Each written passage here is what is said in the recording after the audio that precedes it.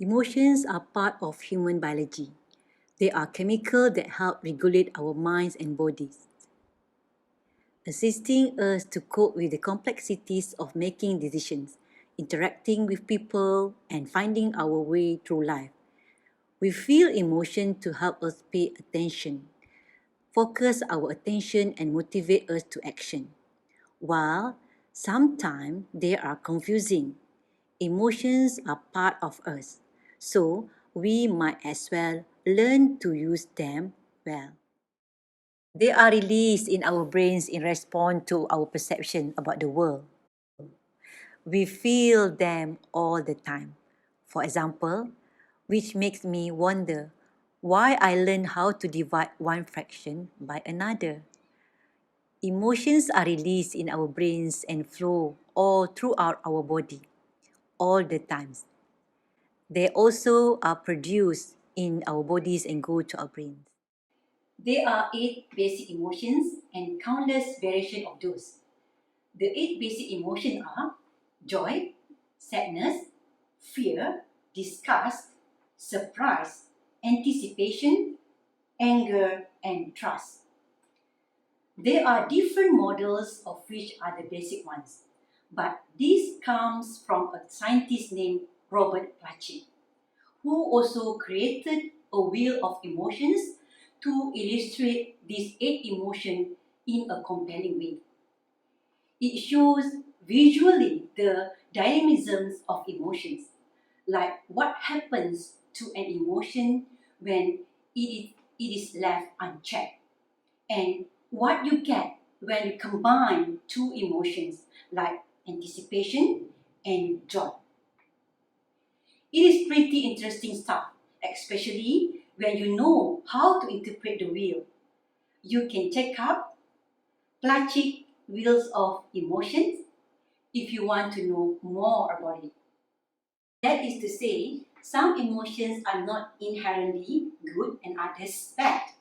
It may seem this way seen. For example, joy seems to be a clear winner over sadness. I mean, who wants to be sad? But there are 2 problems with this way of thinking. The first problem is that joy and sadness have more in common than we think. Joy means I get something I care about.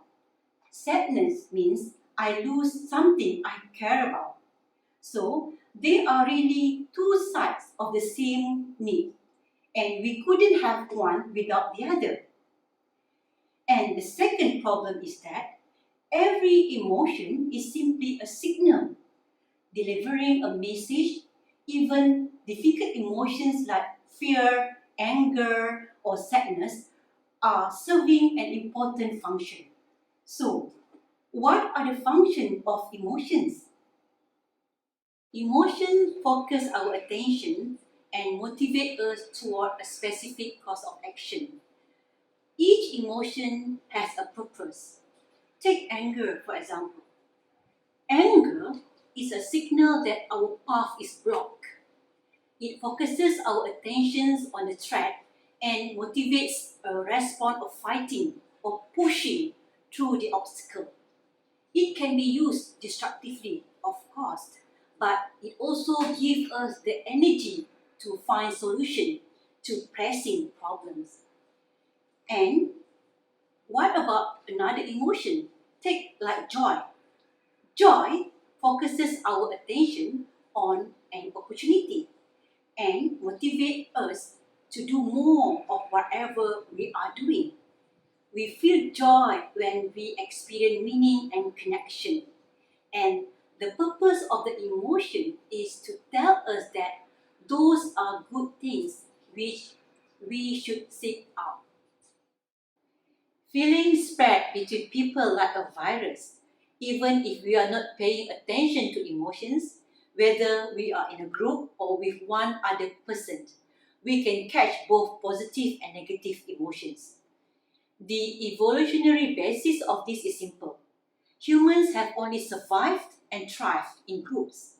We are constantly sending and picking up emotional messages through a number of mechanisms, including voice inflection, facial expression, posture, and specific behavioral patterns. It is an incredibly important form of communication that we all have, even if we don't realize it. Feeling something for longer than 6 seconds, we are at some level choosing to recreate those feelings. Sometimes that is good, but sometimes it's not. But recognizing what emotion we are feeling, evaluating its purpose relative to our circumstances, and deciding whether to recreate it is what emotional intelligence is all about. Well, that's all from me. My name is Nomahaza from Azman Hashim International Business School, University Technology Malaysia, Kuala Lumpur. Thank you for watching.